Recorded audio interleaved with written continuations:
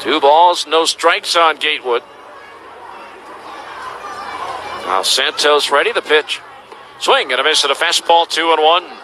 On this date in franchise history, we'll go back to 2003.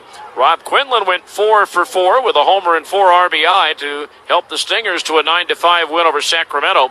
Jeff Guile added a third-inning grand slam for Salt Lake. The 2-1 to Gatewood. Popped up foul to the right of home plate, evens the count at 2-2.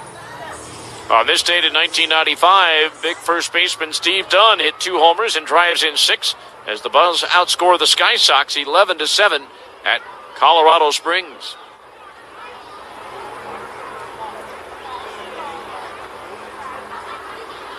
So 2-2 the count on Gatewood. Santos pitch. Tap foul behind home plate. Still 2-2. On this date in 1983 in baseball history, Dale Murphy visits with Elizabeth Smith in the stands to give her a cap and a t-shirt. Her nurse asked the Braves outfielder to hit a home run for the 6-year-old girl who lost both her hands and a leg when she stepped on a live power line. The reigning NL MVP obliges, hits 2 homers, driving on all the runs in the Braves 3-2 win. Breaking ball outside, 3-2 the count.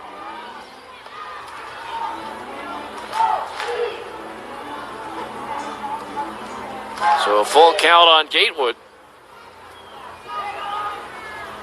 Now Santos pitch.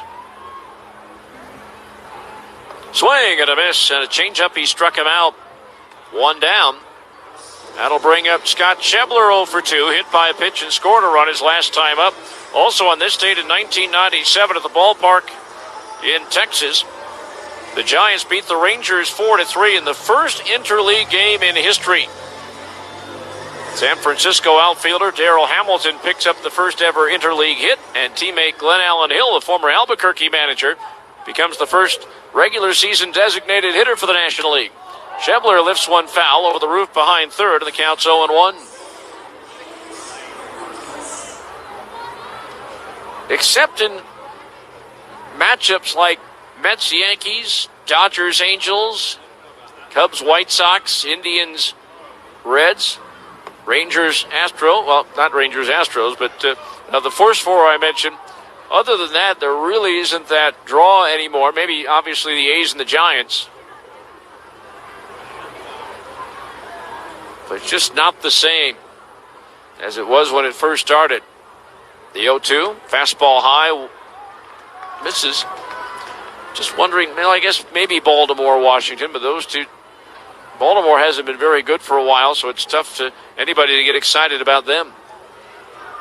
Now the 1-2 pitch. Low and inside, 2-2. So again, interleague play just doesn't have that draw it used to, except in those inter-city matchups.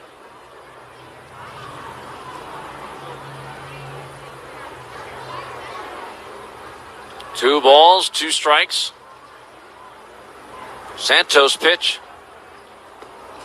Low and inside for a ball, 3-2.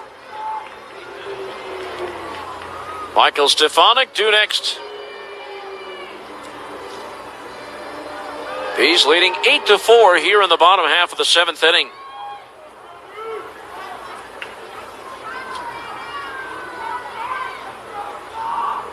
Santos looking into his catcher, Servin. The pitch. Swing and a miss. He struck him out on another changeup. Both Gatewood and Schebler going down on off-speed pitches. So 2 down. That'll bring up Stefanik, just a triple shy of the cycle. Hit a 3-run homer in the first inning, doubled and scored in the third, and singled to right his last time up. That's a final now from Los Angeles. Clippers 132, Jazz 106, Game 4 on Monday night. First pitch to Stefanik. Fastball high, ball 1. So 1-0 the count.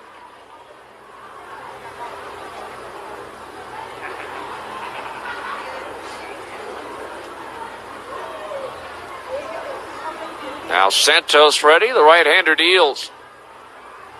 Swing and a miss at a fastball, 94 miles per hour according to the scoreboard radar. Now the count is 1-1. 1 ball, 1 strike.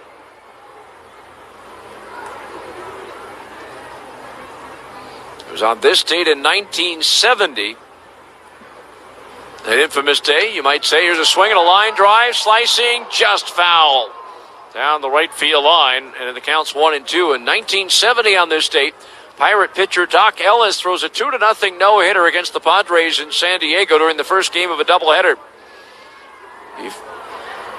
Ellis, who later became an advocate of anti-drug programs, claims he was under the influence of LSD while he tossed the most memorable game of his career.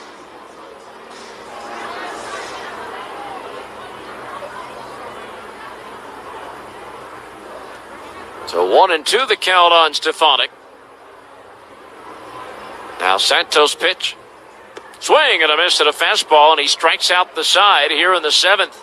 1-2-3, nothing across. We'll move to the 8th. It's the Bees 8, Albuquerque 4.